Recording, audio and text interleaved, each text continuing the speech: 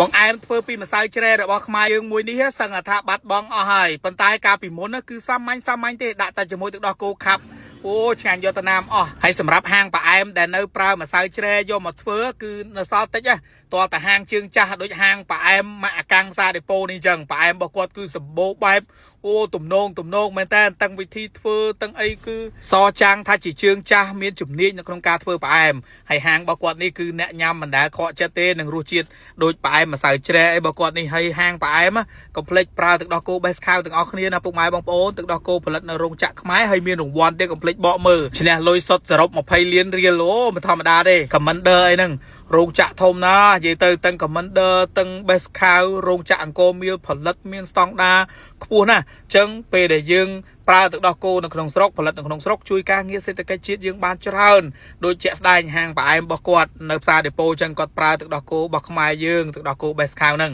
ប៉ាអែមគាត់កាន់តែមានរសជាតិឆ្ងាញ់ពុកម៉ែបងប្អូនប៉ាអែមរបស់គាត់អ្នកដែលជាម៉ួយគឺដឹងហើយថាប៉ាអែមនៅផ្សារដេប៉ូនេះគឺមានរសជាតិឆ្ងាញ់ខ្លាំងមែនតើញ៉ាំលើកណាក៏នៅតែជាប់ចិត្តដែរខ្ញុំពួកអីហាងរបស់គាត់នេះមិនមែនទៅបើកឥឡូវឥឡាណាហើយដល់ម៉ោង2ម៉ោង3ឡើងគឺគាត់មកចាប់ដើមរៀបចំហើយនៅម្ដុំផ្សារដេប៉ូហ្នឹងមុខសាលារៀនហ្នឹងគឺមកដល់គឺគាត់ចាប់ដើមរៀបប្រើខ្ញុំទៅសារក្រុមគ្រួសារគាត់ការលក់ដូរគឺញាប់លឿនស្មេហ្មងនិយាយទៅមើលទៅរៀបលក់របៀបមិនតិចទេមកកវិចទេដល់ម៉ោងសាលាបិទរៀបប្រាវហើយហ្មងហើយប៉ាអែមរបស់គាត់ដល់ម៉ោងគឺគាត់ចាក់មកហើយគាត់ធ្វើមកពីកន្លែងគាត់មកគឺគាត់យកមកចាក់ឲ្យមានប៉ាអែមគ្រប់មុខមានបបរសដៅមានបបរឈូកមានថ្នោតមានអូច្រើនមុខមាននេះគេហៅអីគេដាក់ជាមួយនេះចង់ភ្លេចបាត់តៅហ្សូនហើយ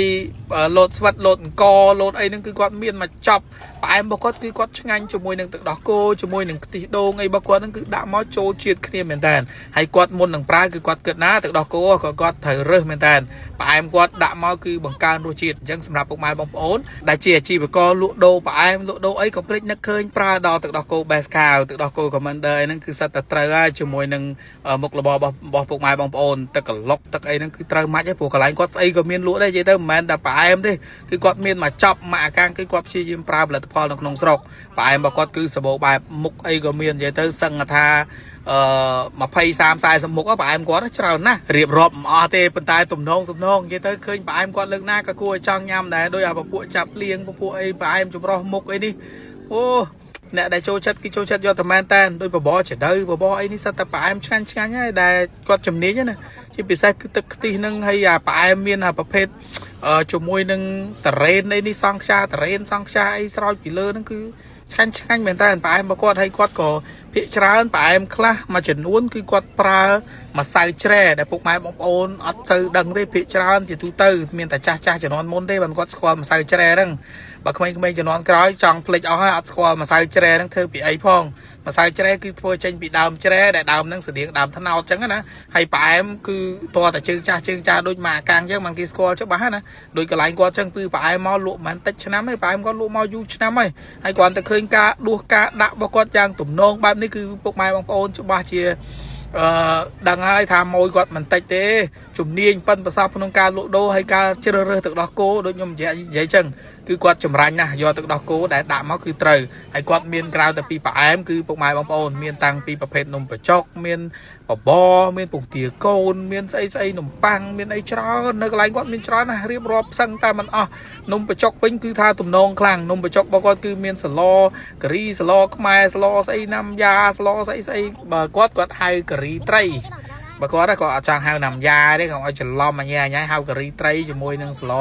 ខ្មែរជាមួយនឹងការីសាច់មាន់បើគាត់នឹងគឺតម្លៃក៏សមរម្យដែរពុកម៉ែបងប្អូនអាចទៅសាកនំបញ្ចុកប្រសាកបបរសាកកាទៀវមីអីគាត់ខគោនេះប្រភេទពងទាកូនអីហ្នឹងគឺសិតតែល្បីនៅកន្លែងគាត់សិតតែមុខម្ហូបពិសេសប្រចាំហាងហើយបបរមាន់បបរអីរបស់គាត់នេះទៀតអូច្រើនយកតែមែនតើអញ្ចឹងសម្រាប់អ្នកទាំងអស់គ្នាលក់ដូរយើងសប្បាយយើងនាំគ្នាប្រើរបស់ដែលមាននៅក្នុងស្រុកជាក់ស្ដែងដូចកន្លែងគាត់អញ្ចឹងគឺគាត់ថាឥឡូវនេះគឺស្អីក៏ដោយឲ្យតែខ្មែរមានគឺគាត់ព្យាយាមប្រើរបស់ខ្មែរកែច្នៃរបស់ខ្មែរយើងក្នុងស្រុកឲ្យបានច្រើនតាមតែអាចធ្វើទៅបានហើយមើលណែប៉ាអែមរបស់គាត់អូដាក់តកកឈូសដាក់តកកដាក់ទឹកដោះគោដាក់ខ្ទិះដូងអីចូលមកគឺជាតិណាឆាញ់ណាស់ប៉ាអែមរបស់គាត់ចឹងពីខ្ញុំទៅពុកម៉ែបងប្អូនមិននឹកឃើញប៉ាអែមកុំភ្លេចនឹកឃើញដល់ប៉ាអែមផ្សារដេប៉ូមកអាកាំងទាំងអស់គ្នាអរគុណច្រើនជម្រាបលាពុកម៉ែបងប្អូនបាយ